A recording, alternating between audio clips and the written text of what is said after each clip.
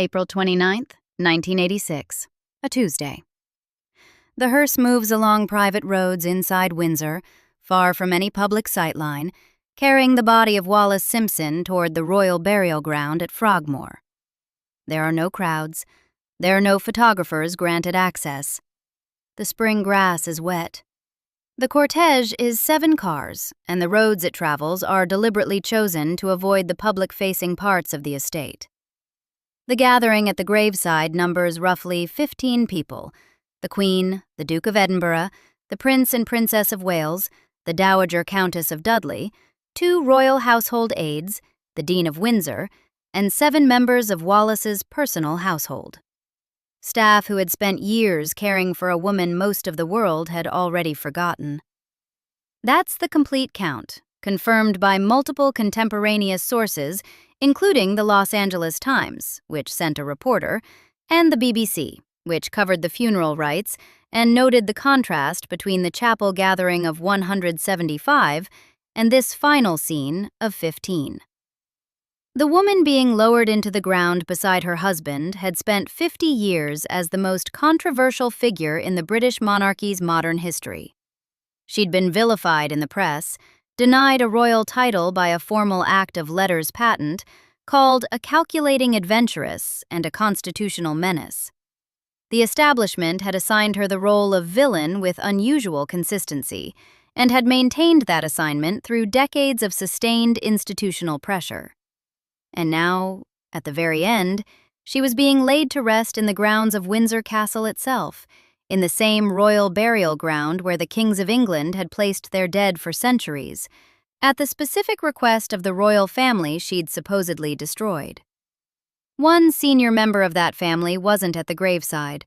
She had attended the funeral service at St. George's Chapel that morning.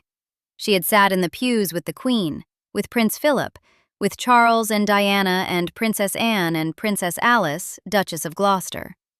She had watched 8 Welsh guards carry the coffin, polished English oak, lead-lined, a single spray of spring flowers from Windsor's own gardens placed on top by Queen Elizabeth II.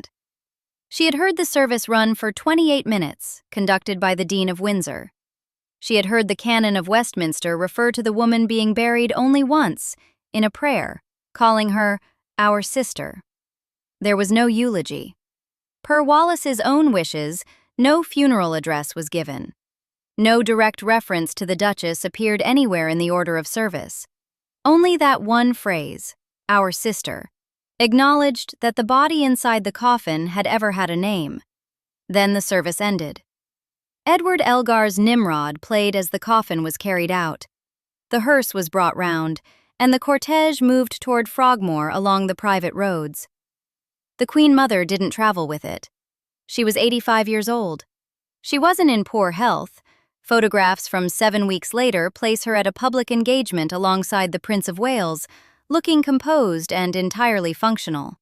Her schedule had been cleared for both the chapel service and the burial. A UPI Wire report from April 25th, 4 days before the funeral, had reported that the Queen Mother, and other royal figures canceled official engagements until after the private funeral Tuesday in St. George's Chapel and the burial at the Royal Cemetery at Frogmore. Both events were on the schedule. Both were formally prepared for. The Queen Mother attended one and not the other. The Los Angeles Times, in its coverage the following day, named her directly. The Queen Mother, the paper reported, had been the most unyielding of royal family members toward the Duchess, and attended the service but didn't travel to the graveside. The Wikipedia article on the death and funeral of Wallis, Duchess of Windsor, drawing on Hugo Vickers's biography and Anne Seba's research, states she was absent from the gravesite on the advice of Queen Elizabeth II. That phrase is worth sitting with, because it changes the texture of the absence without changing its basic reality. On the advice of Queen Elizabeth II suggests a decision was discussed, considered, and agreed to. Not that the Queen Mother woke that morning, checked her diary, and accidentally missed the transport to Frogmore. Something was arranged. Whether the framing makes the absence a protocol decision, a family accommodation, or a personal refusal that the Queen then ratified, those interpretations can be debated. The fact itself can't. She stayed away from the grave. The woman she had called the lowest of the low went into the ground. The Queen Mother went home. That phrase, the lowest of the low, isn't legend. It isn't paraphrase distilled through decades of retelling. It appears in a letter written in approximately 1940 to Colonial Secretary Lord Lloyd. The context was a political argument. Elizabeth Bowes-Lyon was objecting to the appointment of the Duke of Windsor as governor of the Bahamas, and she was making the case that his wife was categorically unfit to serve as a governor's consort. The full sentence, reported independently by both the BBC and the Daily Telegraph. The Duchess of Windsor is looked upon as the lowest of the low. It will be the first lowering of the standards hitherto set, and may lead to unimaginable trouble if a governor's wife, such as she is, to lead and set an example to the Bahamas. A later Daily Express account adds the fuller register of her private language, that she regarded Wallis as the lowest of the low, a thoroughly immoral woman, whom she tried her best to avoid. Two major national outlets, the BBC and the Daily Telegraph, report the same letter to the same recipient with consistent wording. This isn't anonymous gossip.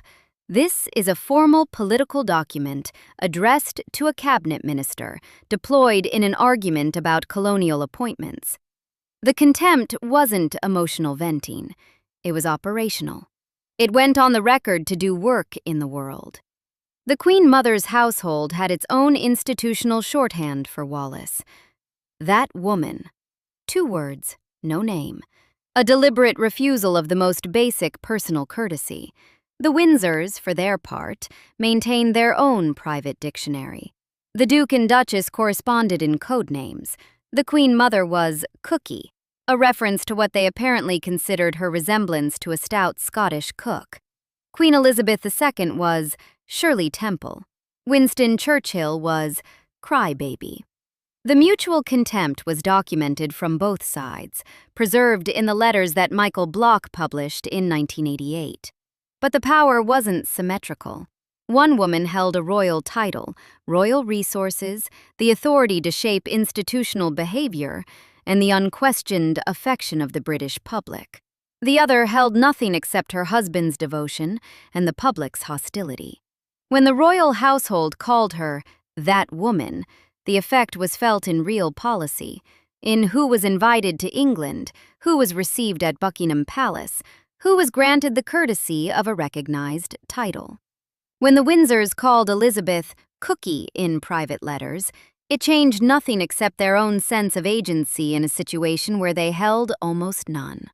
The Telegraph in January 2016 also published a line attributed to the Queen Mother, that the 2 people who had caused her the most trouble in her life were Adolf Hitler and Wallis Simpson. The company is revealing. Whether or not those exact words were said in precisely that formulation, the report is from a single source and should be treated as reported rather than independently verified. Every biographer who has examined the record agrees the sentiment was of that magnitude. The BBC, in its own obituary feature on the abdication crisis era, stated it plainly. Although her close friends insist that the Queen Mother wasn't bitter about Mrs. Simpson, clear evidence exists of her animosity. Clear evidence. The friends' insistence didn't shift the official language. Clear evidence. That animosity has a specific origin, and it comes down to 11 days in December 1936. Edward VIII abdicated on December 11th of that year. His brother Albert, Prince Albert, Duke of York, always understood to be the second son, the one who married the daughter of a Scottish earl and built a quiet family life at 145 Piccadilly, became King George VI on the same afternoon. Elizabeth Bowes-Lyon, who had in 1923 accepted a proposal from a man she expected to spend his life performing secondary royal duties, became Queen Consort before Christmas. She had not anticipated this. She had not prepared for it. She had built her identity, her household, her entire sense of her own life's shape around being the wife of the Duke of York, not the Queen. The crown fell on them both without warning, because a man who did have it decided, after less than 12 months on the throne, that he would rather have Wallis Simpson. George VI is described across the historical record with consistent specificity. A reluctant king.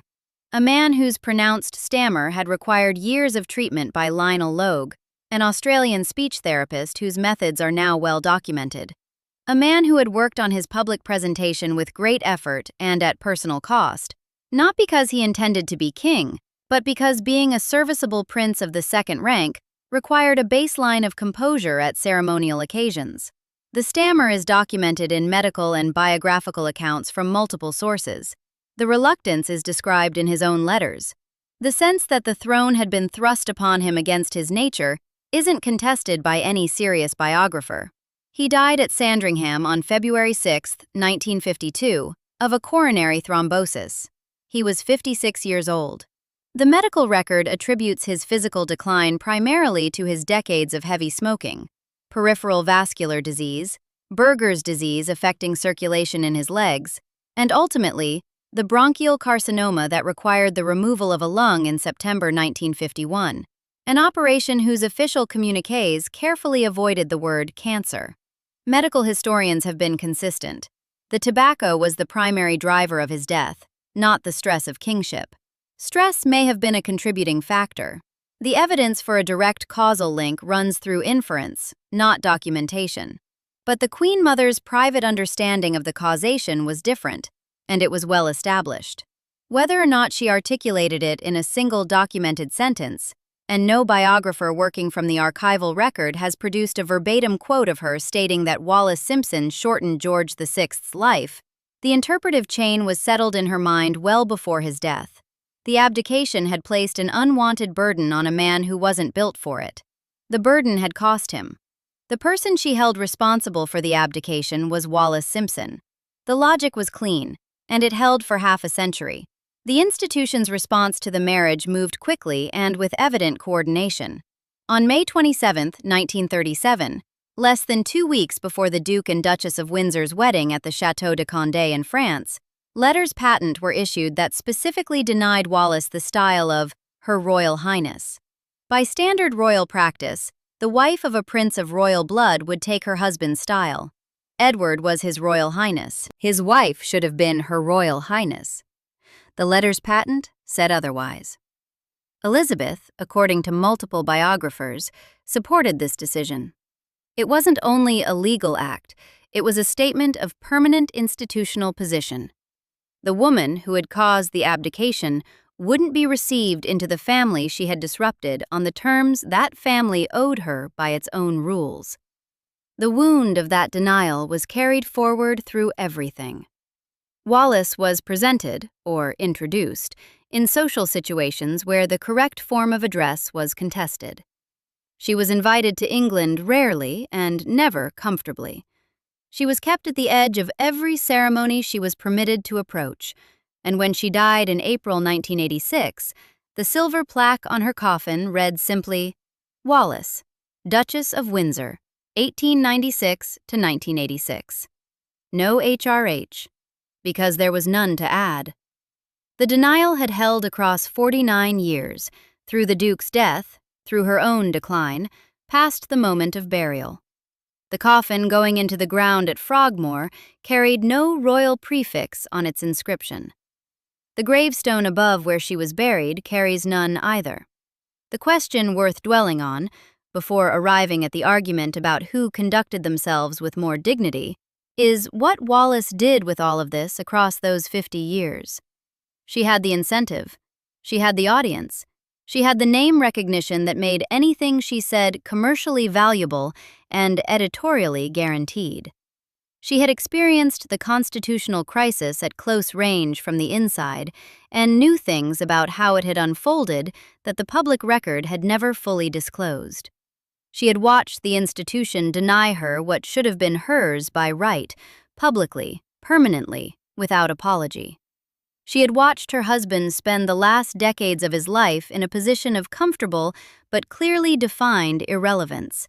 The former king who was received politely at formal occasions in the late 1960s, and then quietly not involved in much else. She had, in short, every conventional reason to write a book that settled the score, or give an interview that named what had been done to her, or make a single public statement that forced the family to respond. She published a memoir. That fact is important and must be named accurately, because the cleaner version of this story, that Wallis maintained total silence for 50 years, isn't quite right.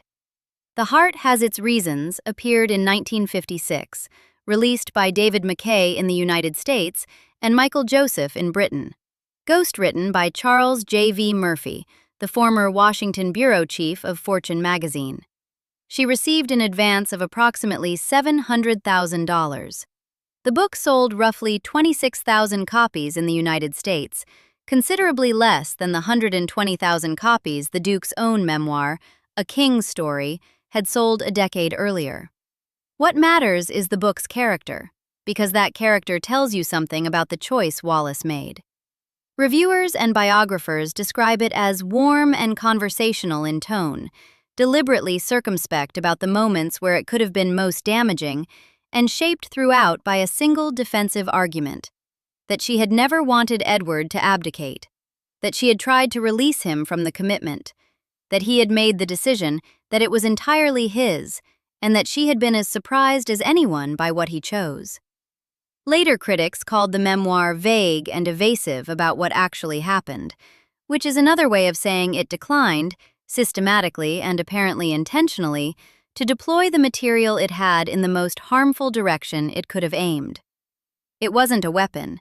It was a justification, carefully constructed to minimize the damage to everyone involved, including the institution that had spent the previous 20 years doing everything in its power to minimize Wallis. At some point in the early 1970s, Edward and Wallis gave a joint television interview, discussed in secondary sources as a program that addressed their life in exile and their desire for independence from what they called the establishment. The interview is described in available accounts as filled with melancholy. It wasn't a broadside. The exact broadcast date isn't confirmed in sources reviewed, but the tone is consistent across descriptions. Two people talking about their circumstances with something between resignation and sadness, not the controlled detonation of a score-settling account. By April 1974, Edward had been dead for 2 years. Wallis was in New York. She was 77 years old, she was widowed, and she had every commercial and emotional justification for capitalizing on the story she had lived. Footage from that period, rediscovered and reported by the Daily Express in January 2023, shows her being approached by press and asked whether she planned to write another book. Her response was direct and immediate. "I certainly have no plans for writing. I think it's the most dreadful thing to do." She laughed as she said it, the laugh of someone who found the question slightly absurd. When asked whether she got along with the royal family, she said she got along with them quite well, and that she visited them when she went to England. 2 years a widow. Every reason to write. The refusal offered with a laugh and an apparent air of genuine disinterest in the project. This is the closest thing the record gives us to a documented public statement about her intentions, and it points in a single direction: away from retaliation. No source reviewed, no interview transcript, no contemporaneous press account, no biographer's research, documents Wallis Simpson using a public platform to attack the royal family after the abdication. Hugo Vickers, who spent decades researching the Windsors and whose Behind Closed Doors is the definitive account of Wallis's final years, has stated in published interviews that she enjoyed being the king's friend, but in no way did she want to become his wife or to cause a major constitutional crisis. Anne Seba, whose 2011 biography, That Woman, is explicitly a rehabilitation project, argues Wallis was a woman whose circumstances spiraled out of her control, not a schemer pursuing the throne. These are the serious scholars who spent years with the primary material. None of them found the tell-all interview. None found the damaging second memoir. None found the moment when Wallis turned publicly on the people who had spent decades turning on her. The absence of that attack isn't a neutral fact. It's itself a kind of evidence. Silence, maintained for 50 years, under sustained provocation, by a person with the name recognition and the story to command any platform she wanted, isn't passive. It's a choice. It may have been a calculated choice. The recognition that anything she said publicly would be used against her, that the audience was never going to be impartial, that fighting the institution from exile was a game she couldn't win. Or it may have been something else, a temperamental refusal to give her enemies the satisfaction, a private sense of dignity that expressed itself through restraint rather than assertion. The historical record does not settle which, but both interpretations point in the same direction. Wallis Simpson, the woman the British establishment spent half a century casting as a calculating opportunist, chose not to use what she had. Edward died on May 28, 1972, at the couple's Paris residence. He had lived in exile for 35 years. Wallis attended his funeral at Windsor and stayed at Buckingham Palace during the visit. According to accounts from that period, she was nervous in advance of the encounter with the Queen Mother. Lord Mountbatten reportedly reassured her that the Queen Mother would receive her with open arms. Whether that reception arrived in the form Mountbatten anticipated, Wallis was described at the funeral, in Wikipedia's account of the event, which draws on multiple biographical sources, as already suffering from mental confusion due to arteriosclerosis. The cognitive decline was visible to those present. She looked, by several accounts, devastated and frail. She returned to Paris afterward and didn't speak publicly about what those days at Windsor had cost her. Hugo Vickers's account of her final years, summarized in a Guardian digested read from April 2011 that drew on his book Behind Closed Doors, describes a trajectory of steady and accelerating ruin. After the Duke's death, the Duchess became ever more reclusive. By the mid-1970s, her world had contracted to the house at 4 Route du Champ d'Entraînement in the Bois de Boulogne, the same Paris address where she and Edward had lived, which now held her and a staff, and the diminishing range of her comprehension. She suffered a series of strokes. She broke her hip twice. A severe case of arthritis malformed her fingers so badly she could no longer hold her wedding ring, the ring she had worn since June 3, 1937, the day of the marriage that had cost a king his crown. By 1980, her speech had become fully impaired. Records were played in her bedroom to slow the effects of dementia on her memory. Toward the very end, she was confined to bed and received no visitors apart from her doctor and nurses. Those final years, by any measure, were a kind of extended diminishment, a long, private disintegration in a house that the world had largely ceased to remember existed. Inside that house, across those last 14 years of widowhood, Wallis didn't give an interview. She didn't dictate anything for publication. She didn't make a call to a journalist or a biographer. She didn't use the time her decline had given her to settle anything. The telephone beside whatever bed she last occupied went out in silence. On April 24, 1986, Wallis died from bronchial pneumonia at approximately 10 in the morning. She was 89 years old. 3 days later, her remains were flown from Paris by an aircraft of the Queen's Flight to RAF Benson in Oxfordshire, and from there escorted by a 7-car cortège to Windsor. Flags flew at half-mast on government buildings. Floral tributes arrived from around the world. A period of official mourning was observed from April 25th to April 29th. The funeral at St. George's Chapel on the 29th was, by the standards of royal ceremonies, relatively spare. 175 mourners in the pews. The Queen, Prince Philip, the Queen Mother, Charles, Diana, Princess Anne, Princess Alice. Prime Minister Thatcher with her husband Dennis, leader of the opposition Neil Kinnock, United States Ambassador Charles H. Price II, the Duke and Duchess of Marlborough, Diana, Lady Moseley. Members of Wallis's household, her butler, her chauffeur, people who had cared for her through the years of decline. The service ran for exactly 28 minutes. There was no eulogy, no funeral address, no moment where anyone stood up and said who she had been or what she had meant.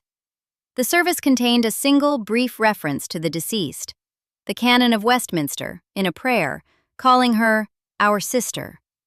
That was the sum total of what the Church of England offered to the woman who had once, for a brief and catastrophic period, been positioned to be its supreme governor's consort. The pallbearers were 8 Welsh guards. The coffin was English oak, polished, lead-lined, without a standard draped over it, carrying on its silver plaque the inscription, "Wallis, Duchess of Windsor, 1896-1986. No HRH. 49 years of denial, still holding at the moment of burial." After the service, Elgar's Nimrod moved through the chapel as the coffin was carried toward the doors. The hearse was waiting. It took Wallis, via private roads, away from any public view toward Frogmore.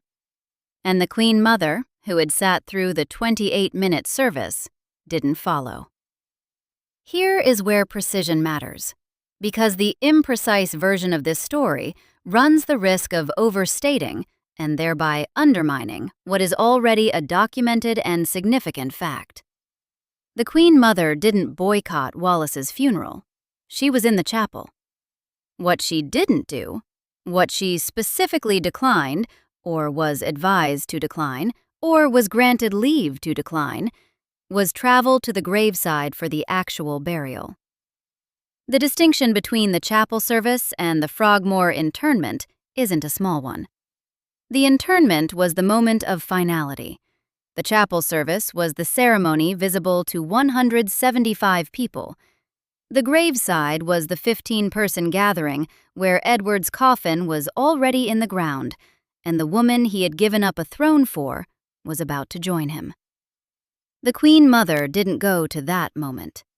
The Los Angeles Times, reporting the next day in a contemporaneous account by Tyler Marshall, described her as the most unyielding of royal family members toward the Duchess, and stated plainly she attended the service but didn't travel to the graveside. This is the newspaper record from the day after the burial, written by a reporter working from what had been observed and sourced. The Wikipedia article on the death and funeral, drawing on Hugo Vickers's research among others, gives the formal explanation. Absent, on the advice of Queen Elizabeth II. That framing, advice, implies discussion. It implies a decision was reached between people who had the authority to make it. The Queen's schedule had been cleared for both events. The Queen Mother's schedule had been cleared for both events. The UPI dispatch 4 days prior established that explicitly. Something was decided. The health argument does not hold. She was at the chapel that same morning and at public appearances 7 weeks later. The scheduling argument doesn't hold either. Her diary was open. What the record offers is a documented choice, however it was made and whoever made it, that the Queen Mother wouldn't stand at the grave. It's also true, and the record requires this to be said, that the Queen Mother wasn't the only senior royal absent from Frogmore that afternoon. Princess Anne had been at the chapel service and didn't attend the graveside. Princess Alice, who had been present at the chapel, wasn't at Frogmore either. The burial's small size was consistent with established precedent. The Duke of Windsor's Frogmore committal in 1972 had also numbered roughly 14 people. Small graveside burials were the pattern at Frogmore, not a specific measure designed to exclude. But the Los Angeles Times didn't single out Princess Anne as the most unyielding. It named the Queen Mother. And the treatment Wallis had received from the institution across 5 decades, the denied title, the household nickname, the letter to Lord Lloyd, the consistent pattern of exclusion, was associated with one figure more than any other. When the graveside gathering took place without her, the absence carried specific weight in a way that the absence of other senior royals didn't. William Shawcross published Queen Elizabeth, the Queen Mother, the official biography in 2009. He wrote it with full access to her private correspondence and diaries. The documentary record of a 101-year life held in the Royal Archives available for the first time to a biographer working with official sanction. The Guardian reviewed the book on October 24, 2009. In that review, the language the reviewer used to describe the Queen Mother's unresolved feelings about Wallis was this: she was a woman whose feelings about Wallis Simpson had led Wallis to go to her grave unforgiven. Unforgiven. The reviewer was describing what Shawcross had found in the letters and the diaries. Not softened by the end. Not reconsidered in the final decades. Not arrived at some form of posthumous peace with a woman who had died 23 years before the biography appeared. Unforgiven. The Guardian used that word in a review of the official biography, written from the official archive, and no one corrected it. There is, for fairness, a competing public statement. Time magazine, in a centenary profile published in July 2000, reported the Queen Mother saying at some point in 1987, "I didn't hate Simpson. I just felt sorry for her by the end." If she said this, and it's a single-source report from a single interview, it represents a softening of public language, a willingness to replace contempt with something that sounds more like compassion. But Shawcross had the diaries. He had the letters. And the Guardian's summary of what those documents revealed wasn't "felt sorry for her." It was "went to her grave unforgiven." Public statements and private documents can say different things. The documents are what survive.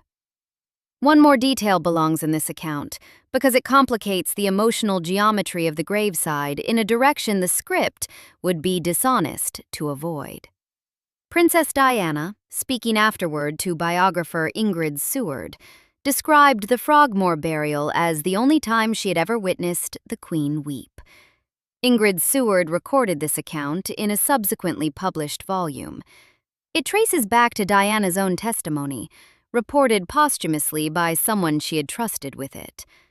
The Queen, who had over the decades maintained the complicated and often cool relationship with the Windsors, who had written letters to her uncle signed, "Your affectionate Lilibet," who had in 1970 agreed that he and Wallis could be buried at Frogmore after the Duke expressed his wish to be there, stood at the graveside on April 29, 1986, and wept.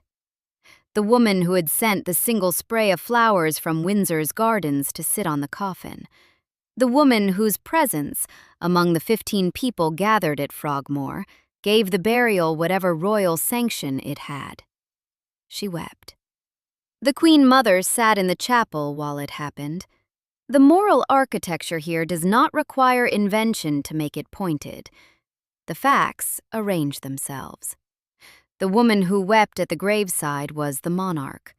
The woman who had held the most durable, most documented, most institutionally consequential grudge against the person being buried, who had described her in formal correspondence as the lowest of the low, who had supported the denial of her title, who had referred to her for decades as that woman without the courtesy of a name, wasn't present to see the coffin go into the ground. What Wallis had done to warrant this permanent judgment is worth examining clearly, because the historical record has shifted considerably since 1936 on what she actually did. The abdication narrative that took hold in the months after December of that year assigned her the role of calculating seductress, an American woman of limitless ambition who had pursued the king because of his wealth and position, who had engineered a constitutional crisis for personal advantage. This narrative was powerful, widely repeated, and politically convenient for an institution that needed somewhere to direct the public's anger. Anne Seba's That Woman, published in 2011, challenges this account systematically. Seba argues Wallis was a woman whose attraction to the prince's lifestyle drove events, not a campaign for queenship, and that circumstances spiraled out of her control. Hugo Vickers, in Country Life, has stated in print that she enjoyed being the king's friend, but in no way did she want to become his wife or to cause a major constitutional crisis. Wallis's own memoir argues explicitly, at length, that she never wanted the abdication to happen, that she tried to release Edward from the commitment, that the decision was entirely his. Later critics called the memoir evasive, but evasive and self-serving isn't the same as untrue. What the record does confirm about Wallis's post-abdication conduct is this. She published one memoir, in 1956, that didn't attack the royal family. She gave very few public interviews and used none of them to openly attack the people who had denied her a title and kept her at arm's length for 35 years of marriage. She declined, in 1974, to write another book. She spent her final 14 years in a Paris house, losing her mind, holding her silence. She died without a hostile word attributed to her in any documented public statement. The institution's conduct toward her across the same period is also on the record. The HRH denial in 1937, formally encoded in letters patent with the Queen Mother's documented support. The "that woman" designation running through the household for decades. The 1940 letter to Lord Lloyd deploying the phrase "lowest of the low" in a political argument to keep Wallis out of the Bahamas. The consistent social exclusion.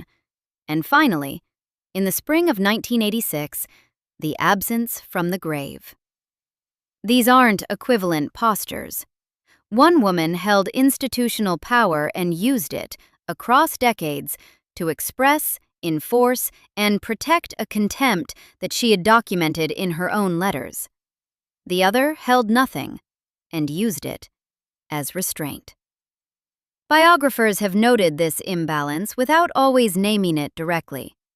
The Guardian's language about Wallis going to her grave unforgiven is a moral observation, not just a biographical one. It means, here was a woman who was never given the occasion to make amends, because the woman who needed to forgive her had decided, permanently, and with documented conviction, that no such occasion would arrive. The grudge didn't soften in private. It didn't arrive at peace. It went to the grave with the woman who held it. Or rather, it went to the chapel, sat through 28 minutes of service, and declined to accompany the coffin the last half-mile to Frogmore. In 1987, by one account, the Queen Mother told Time magazine that she had not hated Wallis Simpson and had just felt sorry for her by the end. If those were the public words she offered to a magazine profile, they read like a careful softening of a position that the archival record does not support in the same terms. Shawcross had the diaries, he had the letters. Went to her grave unforgiven is what he found when he read them. The distance between "I just felt sorry for her" and "went to her grave unforgiven" isn't a small one. It's the distance between a public posture and a private truth that an official biographer discovered in the official archive. The graveside at Frogmore on April 29, 1986, is where the entire 5-decade argument arrives at its final visible form. 15 people. The Queen, who wept, Prince Philip, Charles, Diana. The staff who had cared for Wallis through the years of decline, the Dean of Windsor. The coffin, with no royal prefix on its plaque, carrying a woman who had been denied everything except the ground itself. The Queen Mother wasn't there. She had attended the chapel. She had fulfilled the minimum ceremonial obligation. She had sat through the 28 minutes and the 8 Welsh guards and the Elgar and the single reference to "our sister." And then she had gone home while the hearse took Wallis to Frogmore. There is no surviving account of what she said about that choice, if she said anything at all. There is no letter in which she reflected on it, or at least none that has been published. What survives is the fact of it, documented in contemporaneous press, confirmed in biographical accounts, stated in the Wikipedia article on the funeral using language that draws on Hugo Vickers's research. The absence is in the record. The reason for it's in the record, or at least the reported reason is, on the advice of Queen Elizabeth II, which may mean protocol, may mean family agreement, may mean something more pointed, but in none of its possible interpretations means accidental. Wallis Simpson was the woman the British establishment spent 50 years teaching the public to despise. She came into this story as the accused, the American divorcee who had cost a king his throne, destabilized the monarchy, forced a shy and stammering man into a role that would eventually kill him. She was denied the title she should have had by law. She was referred to for decades without the courtesy of her name. She was called, in a formal letter to a government minister, the lowest of the low. She watched her husband spend 35 years in a position of comfortable exile that the institution carefully ensured never became anything more. She spent the last 14 years of her own life alone in Paris, losing her voice, losing her memory, losing the ability to hold the ring she'd been wearing since 1937. And in all of that time, across all of those years, she didn't once use the public platform her notoriety gave her to retaliate. Not once in any documented interview, any published writing, any contemporaneous account. The Queen Mother, who held the moral authority in this story, who was the wronged party by the standard narrative, the wife of the reluctant king, the woman whose life had been disrupted by someone else's abdication, held the grudge instead.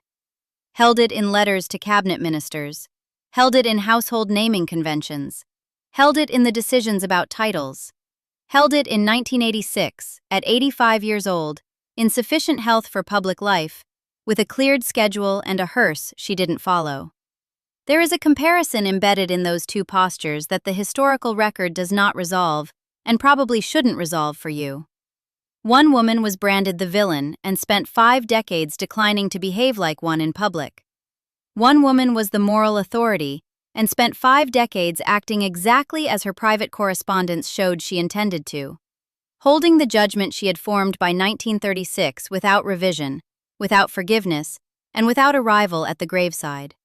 The woman who went to her grave unforgiven never gave the forgiveness a reason to be necessary. She never struck. She never published what she knew. She endured, declined, and died without a hostile word in the public record. The woman who didn't forgive her was the one still sitting in the chapel while the hearse pulled away. History hasn't settled who conducted themselves with more dignity across that 50-year span. The biographers have noted the tension. The documents are in the archive. The grave at Frogmore is marked without a royal prefix. You can decide what that says about which of the two women actually behaved like royalty. If you want more stories that go this deep into the documented record, subscribe.